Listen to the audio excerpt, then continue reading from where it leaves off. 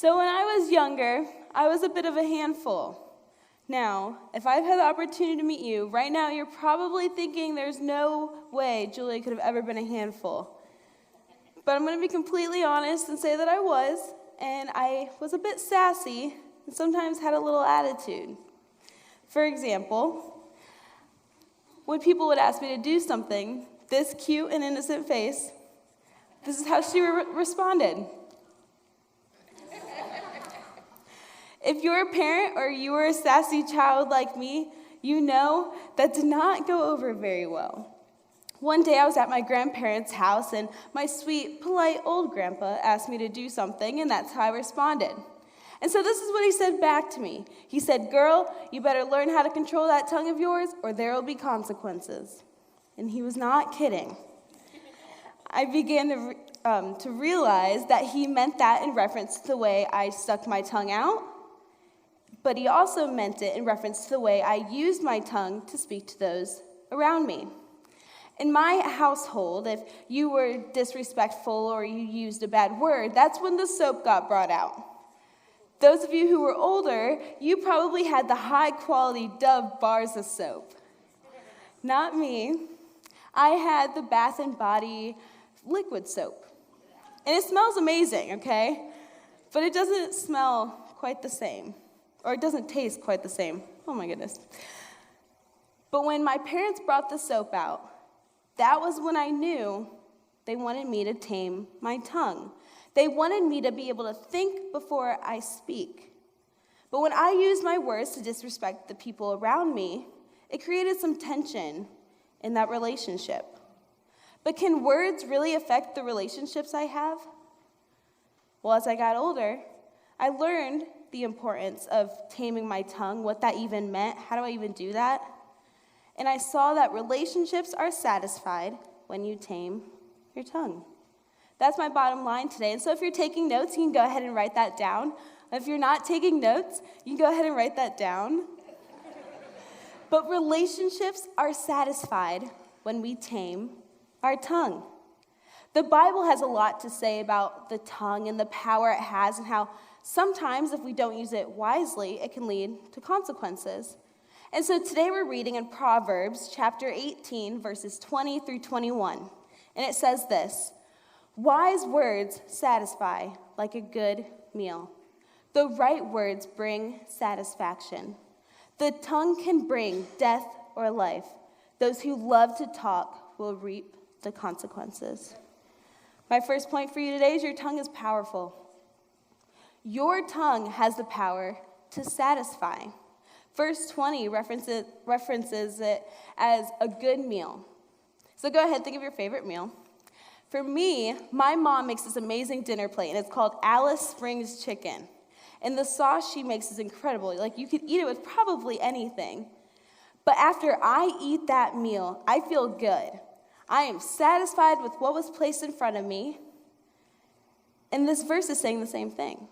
That satisfaction we feel after eating our favorite meal is the same satisfaction we get when we use wise words, when we use the right words. And so your words have the power to satisfy, but we use our words in everyday scenarios. Think of it this way. If you're going into a job interview, yes, you hand them your resume with all your experiences, your gifts, your strengths, your talents, but what really depicts whether or not you will get the job is the way you use your words to explain what all of that really means. The way you use your words to respond to the questions that they're going to ask you.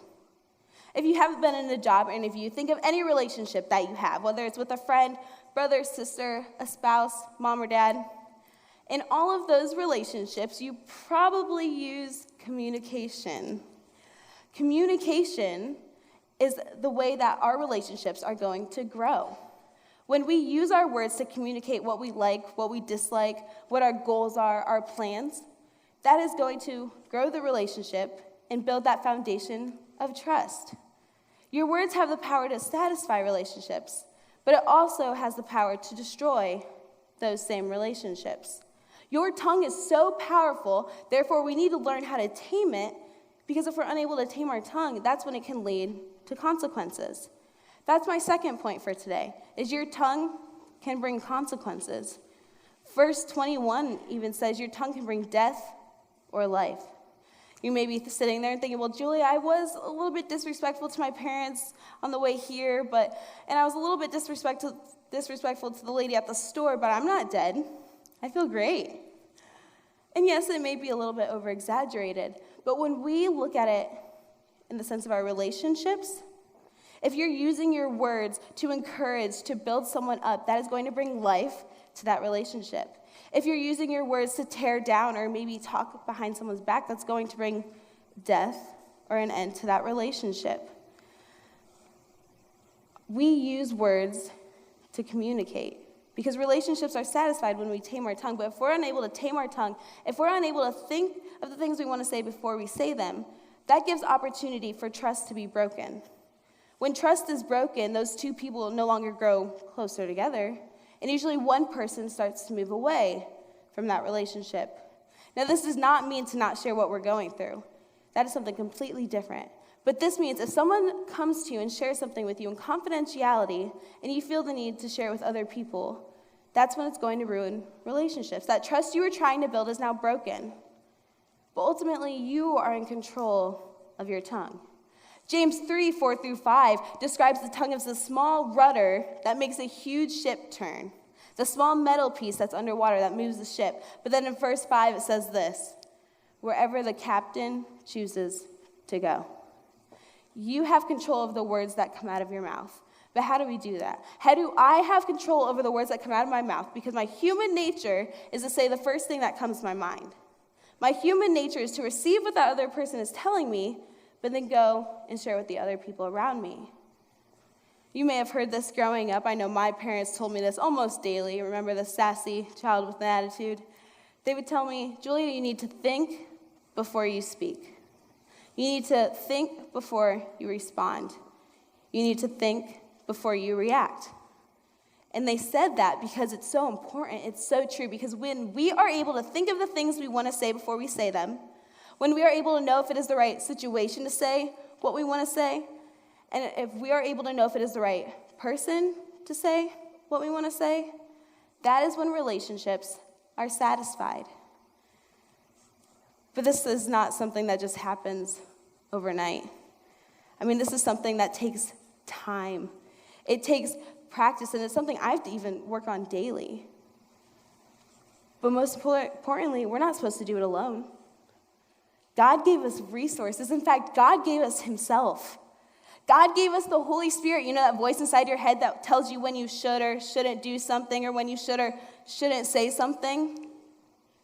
Because when we live a life centered on God, the one who created you, that's when you are filled with the Holy Spirit, and he gives you the strength to be able to think before you speak, to be able to know when you should say the things you want to say, and lets you know who you need to say those things to.